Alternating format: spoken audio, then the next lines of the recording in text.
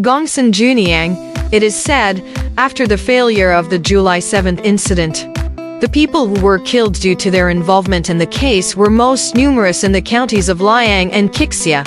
Sometimes hundreds of people were searched and hunted every day, all of whom were killed in the execution grounds. Blood covered the ground, and bones were scattered everywhere. Some officials, out of compassion, donated money to buy coffins for the deceased. As a result, all the coffins in the city's coffin shops were bought up. Most of the victims were buried in the southern suburbs of the city. In the 13th year of the Kangxi reign, a scholar from Liang arrived in Jinan. Among his relatives and friends, 2 or 3 were also killed here. He purchased some paper and incense offerings and went to the desolate graves in the southern suburbs to commemorate the souls of the deceased. In the evening, he stayed in a temple near the desolate graves and rented a room. The next day, the scholar from Liang went into the city for some business and had not returned by nightfall. Suddenly, a young man came to visit. Seeing that the scholar was not present, the young man took off his hat but didn't remove his shoes and lay down on the bed. When asked by the servant who he was, the young man did not answer even with his eyes closed. When the scholar from Liang returned to the temple, it was already very late, and the night was hazy, making it difficult to see anything clearly. He went to the bedside and inquired in person. The young man stared straight ahead and said, "I'm waiting for your master." "Why are you pestering me with questions? Do you think I'm a thief?" The scholar from Liang laughed and said, "The master is here." Upon hearing this, the young man quickly got up, put on his hat, straightened his clothes, and bowed and saluted the scholar from Liang, then sat down and engaged in polite conversation. Judging from his accent, it seemed like they had met before. Urgently calling for a lamp, the scholar saw that it was indeed his fellow townsman and good friend Huaisheng who had been killed in the July 7th incident. The scholar from Liang was greatly astonished and couldn't help but step back and turn to leave. Huaisheng reached out to stop him, saying, "We've had literary exchanges. Why are you so indifferent? Although I've become a ghost, I still remember the friendship between friends. Now that I've offended you, please don't think of me as a ghost and be suspicious." The scholar from Liang sat down and asked him what he wanted to say. Huaisheng said, "Your niece is living alone and hasn't been married yet. I would really like to find a wife, but she has always declined, saying she doesn't have an elder to decide for her. I hope you can help and make this matter happen."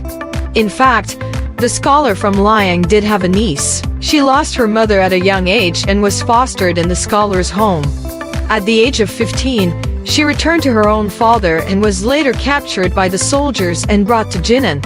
Upon hearing the news of her father's tragic death, she was both frightened and sorrowful, and she died shortly thereafter. When the scholar from Liang heard Huaisheng's request, he asked, "Why does she need my help if she has her own father to decide for her?" Huaisheng said, "Her father's coffin has been moved away by his nephew, and it's no longer here." The scholar from Liang asked further, "Who has she relied on in the past?" Huaisheng said, "She lived with an old lady from the neighborhood." The scholar from Liang thought privately that how could a living person serve as a matchmaker for a ghost? Huaisheng said, "If you're willing, you'll need to make a trip." Saying this, he stood up and grabbed the scholar from Liang's hand. The scholar from Liang firmly declined. "Where would I go?" Huaisheng said, "Just come with me." The scholar from Liang had no choice but to reluctantly follow him. After walking for more than a mile to the north, they reached a large village with several hundred households. Arriving at the front of a courtyard, Huaisheng stopped and knocked on the door. An old lady came out, opening the doors wide, and asked Huaisheng what he wanted. Huaisheng said, "Please tell the young lady that her uncle has come." The old lady went in and returned shortly, inviting the scholar from Liang inside, but she turned to Huaisheng and said, "The 2 rooms are quite narrow. It's inconvenient for the gentleman to wait outside." The scholar from Liang followed the old lady inside and saw 2 small rooms in the desolate yard. His niece stood at the door, weeping, and the scholar from Liang wept too. Walking into the room, The light was dim. The niece was beautiful, as fair as when she was alive. She gazed tearfully at her uncle and asked how her aunt and cousins were doing at home. The scholar from Liang said, "Everyone is well, but your aunt has passed away." Hearing this, the niece burst into tears again, saying, "I was raised and cared for by my uncle and aunt since childhood, but I could not repay their kindness in any way. I didn't expect to be buried in a ditch myself, leaving me filled with resentment. Last year, my uncle's older brother moved my father away and abandoned me here without a second thought. I am alone in this unfamiliar place hundreds of miles away, like a lonely swallow in late autumn. My uncle wouldn't abandon the soul of a poor and lonely niece. He even gave me money and silk fabrics, all of which I have received." The scholar from Liang told her about Zhu Sheng's proposal, but the niece just lowered her head and remained silent. The old lady interjected, "Mr. Zhu has come by 2 or 3 times before through Mrs. Yang. I also thought it was a good match, but the young lady was always hesitant to agree casually. Today, with her uncle making the decision, she should be satisfied." During the conversation, a 17 or 18-year-old girl pushed open the door, followed by a maid. The girl caught sight of the scholar from Liang, turned to leave, but the niece grabbed her clothes and said, "No need to pretend. He's my uncle, not a stranger." The scholar from Liang bowed and saluted, and the girl adjusted her clothes and returned the courtesy. The niece introduced, "She is Jiuniang, a surname Gongsun from Qixia County. Her father was once from a noble family, but he fell from grace and is now impoverished, alone and unable to find contentment in anything. We are very close and often spend time together." During the conversation, the scholar stole glances at Jiuniang and saw that when she smiled, her eyebrows resembled the new moon in autumn, and when she blushed, her cheeks were like the rosy hues of the morning glow. She was truly a celestial being. The scholar from Liang said, "It's evident she's a refined lady. How could a girl from a humble family possess such elegance and grace?" The niece added, "She's also a female scholar, highly accomplished in poetry and literature. She even gave me some guidance yesterday." Jiuniang smiled and said, "Little girl, don't tarnish someone's reputation without cause, making Mr. Nephew laugh at us." The niece continued to jest. "Aunt has passed away, and uncle hasn't remarried. Can this young lady satisfy you?" Jiuniang laughed and ran out, saying, "This girl has gone crazy." Although it was said in jest, the scholar from Liang was quite favorably impressed by Jiuniang. The niece seemed to notice it as well and said, "Jiuniang is exceptionally talented and beautiful, and if uncle doesn't object to her being a ghost, I'll mention it to her mother." The scholar from Liang was delighted, but he still had reservations about the compatibility of humans and ghosts in marriage. The niece explained, "This should be fine. Uncle and Jiuniang have a connection." When bidding farewell, the niece said, "5 days from now, under the moonlight and silence, I will send someone to bring you." After leaving, the scholar from Liang didn't see Huaisheng. Looking around, he saw the waxing moon hanging in the western sky. In the dim moonlight, he could still discern the path he had taken. He saw a house facing south, and Huaisheng was sitting on the steps waiting. When he saw the scholar from Liang, he stood up and said, "I've been waiting for you. This is my home. Please come inside." He then led the scholar from Liang by the hand into the house, expressing his gratitude earnestly. He took out a golden cup and 100 pearls that were offered to the imperial palace as tribute, saying, "I don't have anything valuable, so I'll use these as my betrothal gifts." He also said, "We have some weak wine, which is something from the netherworld and not good enough to treat our distinguished guest. I apologize for this." The scholar from Liang expressed his gratitude with a few polite words and took his leave. Huaisheng accompanied him halfway, and the two finally parted ways. When the scholar from Liang returned to his lodging, the monks and servants in the temple all came to ask him. The scholar from Liang concealed his true feelings and said, "They say it's a ghost, but that's nonsense. I went to a friend's place for a drink. 5 days later, Huaisheng indeed came. He was dressed neatly, and he held a fan, looking quite satisfied. Walking into the courtyard, he bowed to the scholar from Liang from a distance. After a moment, Huaisheng smiled and said, "Your marriage has been arranged, and the auspicious day is set for tonight. I'll trouble you to join us." The scholar from Liang said, "Since I didn't receive a reply and haven't sent the betrothal gift, how can we hastily hold the wedding?" Huaisheng said, "I've delivered them on your behalf." The scholar from Liang was very grateful and followed him. The two of them went straight to Huaisheng's residence. The niece was dressed in exquisite clothes and greeted them with a smile at the door. Liaozhai asked, "When is the wedding?" Huaisheng replied, "It's been 3 days." Liaozhai presented the pearls given by Huaisheng to the niece as dowry, and the niece declined several times before accepting. She told Liaozhai, "I conveyed uncle's intentions to Granny Gongsun, and she was very pleased. However, she also mentioned that she's old and has no other children. She doesn't want to marry Jiuniang off too far. Tonight, she wants you to become part of their family. Since they have no male relatives, Jiuniang will accompany you." So Huaisheng led Liaozhai away. As they neared the edge of the village, they arrived at an open door. Ju and Lai entered the hall.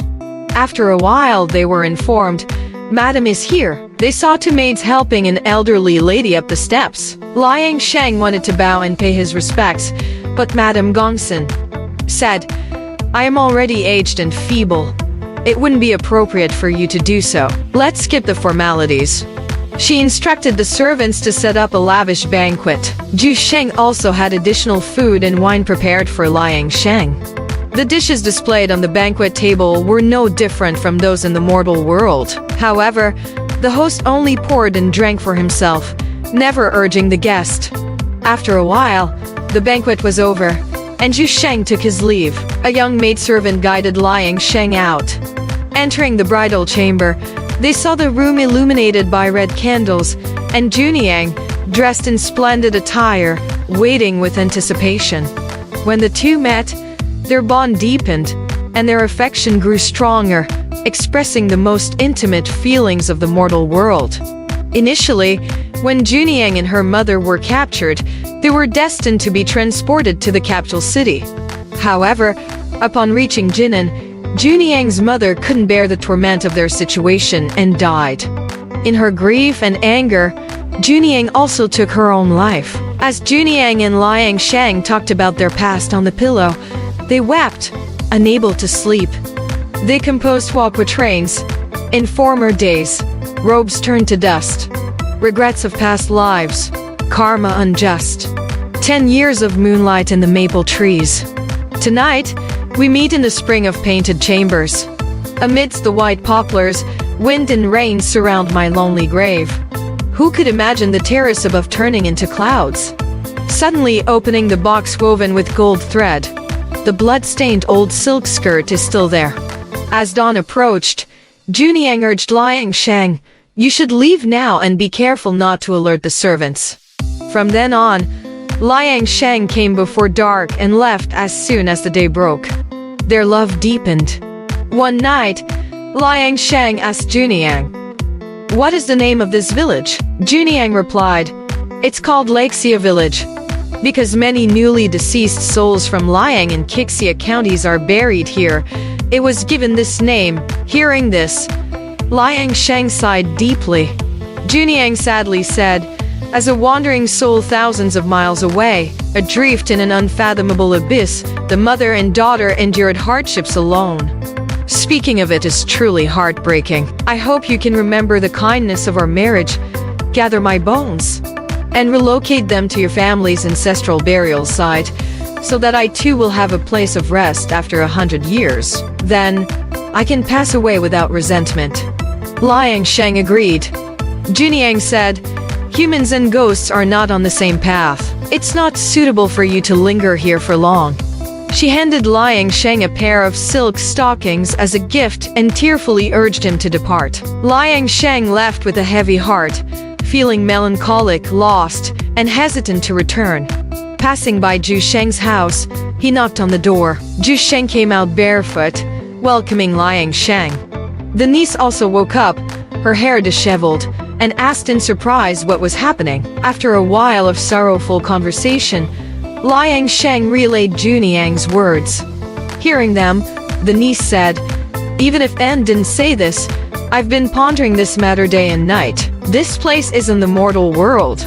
Long-term residence here is indeed inappropriate." Everyone wept in each other's presence, and Liaozhai bid his tearful farewell. Back at his lodging, Liaozhai tossed and turned, unable to fall asleep until dawn. He wanted to find Jiuniang's grave but had forgotten to ask about its location. When he went again at nightfall, he was met with a sea of desolate graves, overgrown with thorns and weeds. Eerie ghost lights and unsettling fox cries filled the air, making one's heart tremble. Liaozhai returned to his lodging with a sense of fear and sadness. His enthusiasm for the trip to Jinan had completely dissipated, and he immediately set off on his journey back east. After traveling for about a mile, he spotted a young lady walking alone among the scattered graves. From her appearance and demeanor, she bore a strong resemblance to Jiuniang. Liaozhai urged his horse forward, and upon closer inspection, it was indeed Jiuniang. Liaozhai dismounted, wanting to speak with her, but she walked away as if they were strangers. He caught up with her again, but she had an angry expression and covered her face with her sleeve. Liaozhai called out, "Jiuniang, Jiuniang." However, she vanished like a wisp of smoke, disappearing completely. Yi Shishi remarks, Ku Yuan threw himself into the Miluo River, unable to bear his grievances. Crown Prince Shen Sheng suffered from slander and injustice, unable to have his grievances heard. Throughout history, filial sons and loyal subjects have been unable to gain forgiveness from their monarchs and fathers even in death. Is it because Jiuniang resents Liaozhai for not fulfilling her request to be buried together that she can't find solace? However, it's impossible to share the boundless sorrow and injustice in her heart. Truly a grievous tale. Alright, this story has come to an end. If you liked it, please give it a thumbs up. Thank you.